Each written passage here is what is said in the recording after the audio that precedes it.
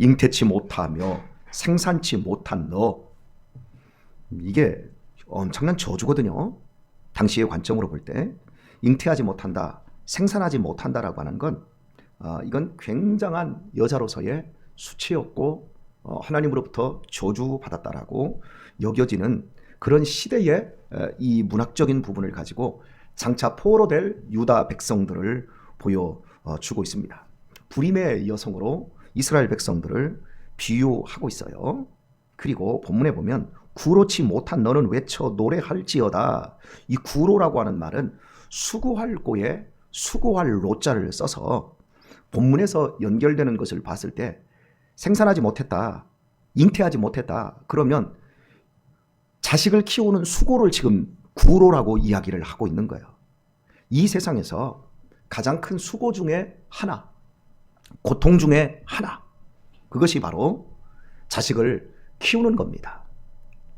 그런데 이 본문에서 이렇게 자식을 낳지도 않고 자식을 키우지도 않는 이 여인이 오히려 노래해라, 노래할지어다, 네가 기쁜 사람이다. 한마디로 우리나라의 속담으로 이야기했을 때 무자식이 상팔자다, 지금 이런 얘기를 하고 있어요. 그렇게 힘들게 자식을 잉태하고 생산을 해서 그 잉태하는 것보다도 생산하는 것보다도 더 비교할 수 없을 정도로 수고하고 억장이 무너지고 고통스럽게 이렇게 키워내야 되는 것이 자식인데 자식들이 속을 어마어마하게 썩이는 거야. 그때 우리는 서슴없이 말합니다. 차라리 없는 게 나아. 무자식이 상팔자야. 이런 격한 표현까지 우리 민족이 만들어내지 않았습니까? 자녀가 있어야 소망이 있는 거예요. 자녀가 있어야 사랑이 뭔 줄 알고 사랑을 주고 사랑을 받고 드디어 그 자식 때문에 내가 온전한 사람이 되어집니다. 자식을 키워봤기 때문에 다른 사람을 이해할 줄도 알고요. 그 자식이 있다라고 하는 건 남편도 있고 아내, 가족이 구성되어 있다라는 거잖아요. 그 가족이 뭔 줄 알고 이 세상을 살아가는데 내가 왜 수고해야 되고 내가 왜 돈을 벌어야 되는 줄 알고 인생의 깊이와 넓이를 바로 이렇게 자식들을 통해서 우리는 알아가게 되어지는 거예요. 그러나 당시에 이스라엘 사회에서 자식이 없는 것은 사랑을 줄 일도 없고 받을 일도 없고 인생이 깊어질 것도 없고 여자에게 있어서는 시집살이를 결혼 생활을 하는데 자식이 없으면 완전히 귀양살이에요. 시어머니 시아버지한테 시댁 식구들한테 얼굴도 못 펴고 또 내 친정 식구들한테 참 고개 한번 뻣뻣이 들지 못할 정도로 죄인처럼 이렇게 만드는 이 자식을 낳지 못하고 기르지 못한다라고 하는 것은 여자의 혼자의 아픔으로 끝나는 것이 아니라 이건 비극인 거예요. 그 가정에 미래가 없는 거예요. 상속해줄 아무것도 없는 거예요. 그러니까 처음부터 자식이 없다 그러면 이 여자의 결혼 생활이 어떻든 간에 그 사람은 귀양살이를 하는 것과 똑같다고 하는 겁니다. 이스라엘 백성들이 이제 얼마 안 있으면 바벨론에 의해 나라가 멸망하고 바벨론으로 잡혀가게 될 것입니다. 바로 그것을 잉태하지 못하고 생산치 못한 여자, 구로치 못한 여자로 표현하면서 반대로요. 이게 지금 비극이거든요. 이게 지금 귀양살이거든요. 그런데 오히려 이걸 이제 54장에서는 이런 자 노래하라. 너희들 노래해야 된다. 너희들 잡혀가야 돼. 잡혀가니까 노래해야 된다. 너네들 잉태치 못한 자들처럼 현재에도 미래에도 아무런 소망이 없는 자처럼 내가 너희들의 나라를 박살을 내버리고 너희들을 저 바벨론으로 끌고 가서 저 밑바닥에서부터 고생을 내가 엄청나게 시킬 건데 이제부터 니네들 기뻐하고 즐거워야 된다. 그래서 노래하라고 말하고 있어요. 죄송합니다. 이 표현을 쓸게요. 이제부터 하나님께서 우리 자식들을 병으로 끌고 가고 우리 자식들을 사고로 끌고 가고 우리 자식들을 실패로 끌고 가서 아주 죄송합니다. 박살을 낼 거야. 그러니까 너희들 이제부터 즐거워하라. 이제부터 기뻐하라. 이제부터 감사해라. 이러면 여러분들이 아멘 할렐루야 하겠습니까? 저 목사님이 아침부터 아직 밥을 안 먹어서 지금 정신이 왔다 갔다 하나 본데 여러분 이러지 않겠습니까? 당시에 이스라엘 백성들이 이 이사야서 54장의 본문을 받을 때 상황이 우리나라를 완전히 박살을 내버리고 우리 자식들 다 포로로 끌고 가서 너희들 다 죽여버리고 내가 너희들을 이렇게 만들 거야. 아예 자식을 못 낳은 여자들처럼 내가 너희들 키워보지 못한 그 자식을 못 키워본 여자들처럼 내가 그렇게 만들어줄게. 그러니까 지금부터 노래해. 지금부터 감사해. 그러니까 이사야를 그렇게도 미워했던 거야. 이게 이해가 안 되니까. 현재는 이사야가 이 말씀을 증거할 때 이사야는 여러분에게 처음에 제가 말씀드렸듯이 왕족이었습니다. 왕족 출신으로서 하나님의 말씀을 전하는, 그러니까 이사야는 그 시대를 이끌어가는 고관 대작들에게 하나님의 말씀을 주었던 사람이에요. 지금 나라가 제법 잘 운영되고 있고 그리고 경제적으로도 상당히 부유합니다. 그런데 머지않아 이 나라가 부도가 안 나고 그리고 애 낳지 못한 여자처럼 아무런 소망이 없는데 그렇게 되는 것이 하나님 보시기에 좋다라고 말을 하고 있습니다. 이게 무슨 말입니까? 하나님이 우리를 사랑하시면 손에 넣어도 아프지 않을 우리의 그 자녀들, 눈에 넣어도 아프지 않을 우리의 자녀인 이스라엘을 하나님께서 편하게 해주시고 뭐 하는 것들마다 잘 되게 해주시고 건강하게 해주셔야 그게 하나님이지, 무슨 우리를 완전히 나라를 부도나게 하고 사람들을 다 죽게 만들고 바벨론 포로로 끌려가서 그 시대의 가장 비극적인 소망 없는 저주받은 대명사인 생산치 못한 여자로 비유를 해놓고 어떻게 이것을 노래하라고 찬송하라고 말할 수 있습니까? 이것이 낫다라는 거예요. 하나님의 관점에서는 차라리 이것이 낫고, 그런데 이스라엘 백성들 입장에서는 이런 무슨 말 같지도 않은 말을 이사야라고 하는 선지자가 하고 있느냐? 저 이사야 죽여버려. 이런 갈등의 모습이 본문 속에서 드러나는 겁니다. 여러분, 왜 이렇게까지 하나님께서 말씀하고 계실까요? 인간적으로 부도 나는 것이 교만한 상태에서 하나님을 섬기는 척하고 살다가 지옥 가는 것보다 훨씬 낫다라고 하는 걸 말씀하고 싶은 거예요. 여러분, 우리 솔직하게 우리의 신앙에 얼마나 가식이 많고 얼마나 허위가 많습니까? 우리의 가정들이 불신자 양성소가 되었어요. 그 돈 때문에 우리 자녀들 편하게 해주겠다고, 나만큼은 못 배우고 못 가졌기 때문에 우리 자녀들만큼은 많이 가르쳐주고 많이 갖게 해주겠다라고 하는 그 일념 하에서 얼마나 많은 부모들이, 크리스찬 부모들이 자녀들을 믿음의 길로 바르게 인도하지 못하는 경우들이 얼마나 많습니까? 이런 부분에 있어서 하나님이 우리를 보실 때 하나님은 우리의 중심을 바꾸시는 분이에요. 그런데 중심을 바꿀 생각은 안 하고 내 환경만을 좋게 바꾸기를 위해서 기도합니다. 이런 식으로 기도하지요. 하나님, 편하게 해주세요. 그게 우리의 기도의 제목인데, 실은 성경 전체를 보았을 때 성경에서는 우리에게 이렇게 기도하라고 하네요. 하나님, 우리로 하여금 진리 안에서 강할 수 있게 해주소서.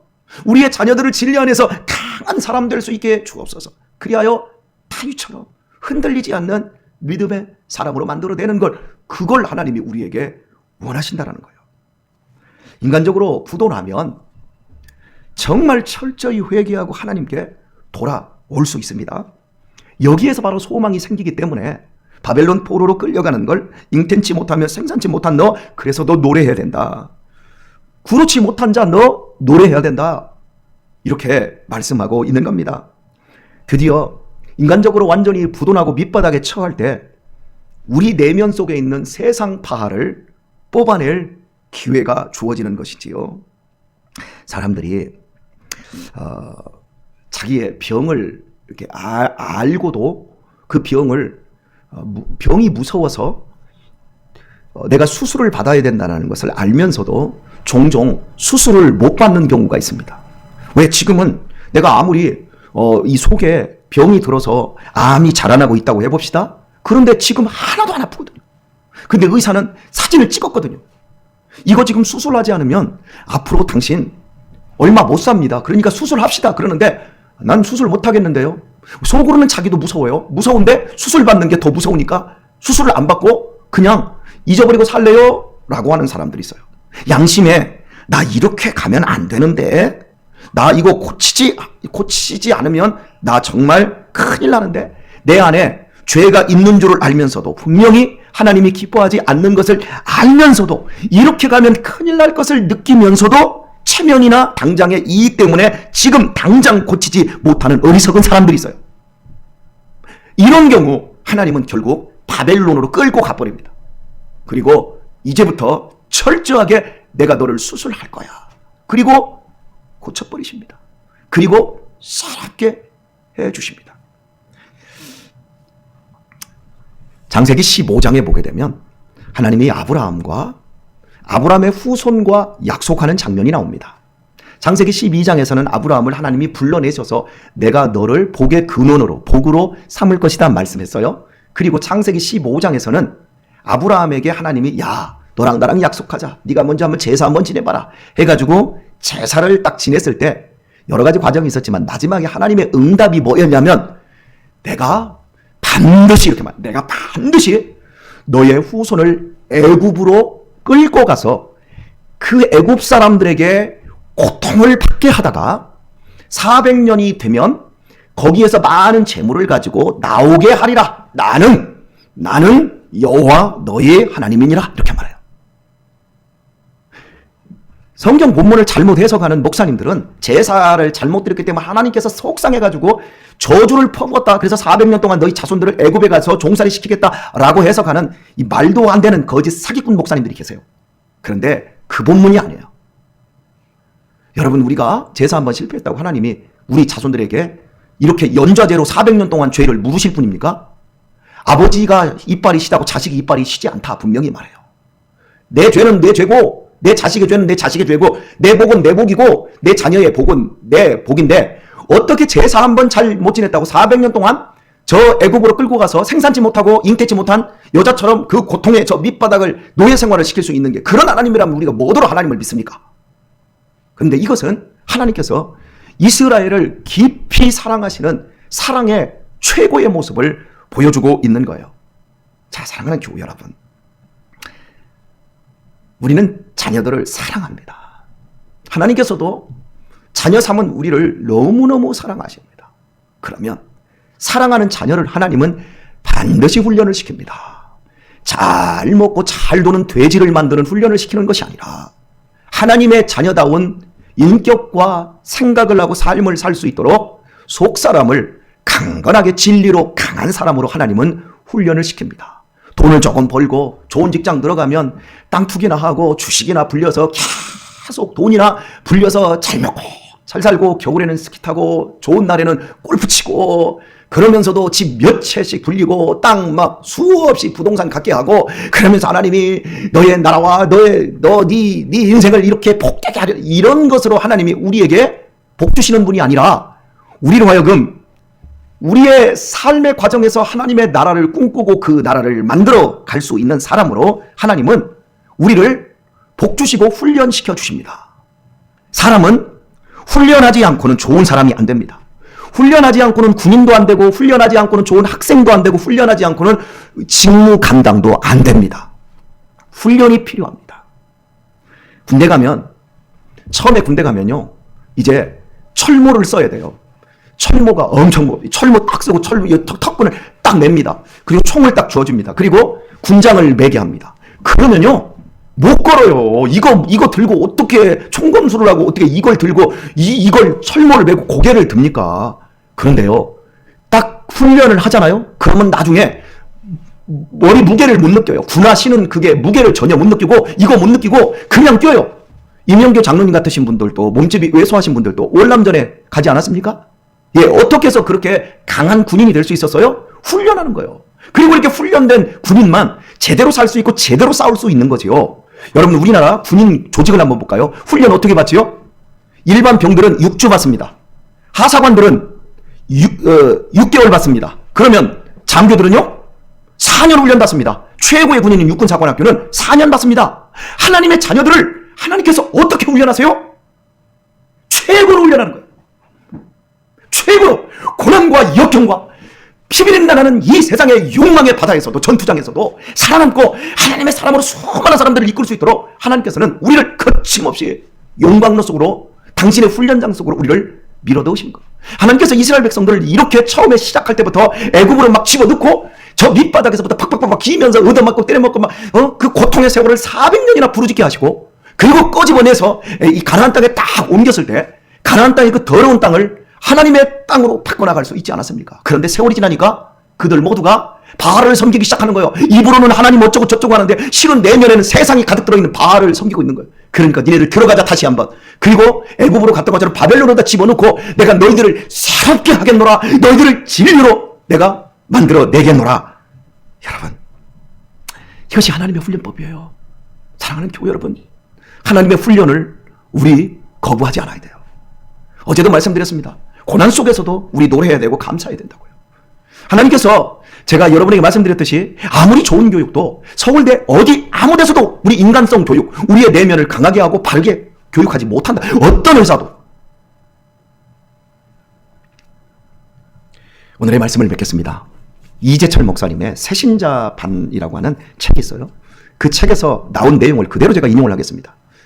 원숭이가 자기 새끼를 사람처럼 예뻐하면 이렇게 끌어안고 목에다 달고 다니고 뒤에다 싣고 다니고 입에 있는 걸 자기 꺼내서 씹어가지고 그 새끼 입에다 집어넣어주고 얼마나 예뻐하는지 모릅니다. 그런데 이 원숭이가 새끼가 어느 정도 크면 어느 날 갑자기 이 애미가 돌변해서 원숭이 새끼를 바닥에 놓고 등을 올라타고 발로 재근재근 밟고 완전히 죽일 듯이 합니다. 왜? 그래야만 이 원숭이가 등뼈가, 그걸 어머니가 지근지근 밟는 것 때문에, 그것 때문에 등뼈가 강해져서 결국 나무를 타되 나무에서 떨어지지 않는다라는 거지요. 원숭이는 태어나면서부터 나무를 잘 타지 않는답니다. 훈련의 결과로 나무를 탄다라는 거예요.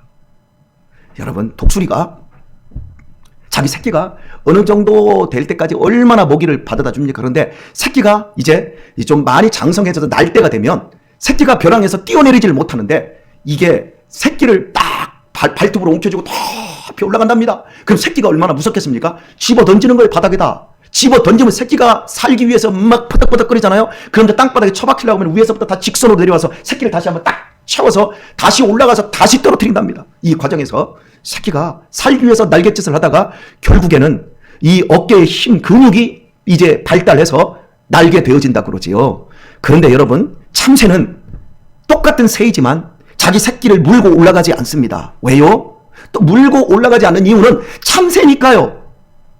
사랑하는 교회 여러분, 하나님께서 당신의 눈에 넣어도 아프지 않을 사랑하는 우리 자녀들을 어떻게 훈련시키셔서 어떤 삶을 원하십니까? 우리 한번 보십시다. 사람만, 자기 자식을 편하게, 사람만, 자기의 아무런 어려움 없고 고생 없이 그게 가장 좋은 것이라고 하지만 하나님은 우리들에게 뭐라 말씀하십니까?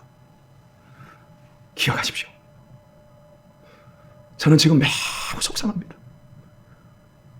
많은 사람들이 여기에 눈을 뜨지 못하면 약간의 시험과 어려움에도 그냥 거부해버립니다. 내 원수들, 나를 힘들게 하는 사람은 지금 나를 보석같이 만들어 내려고 하는 하나님의 훈련 조교로 다 붙여줬는데 그걸 우리는 다 걷어버리는 거예요.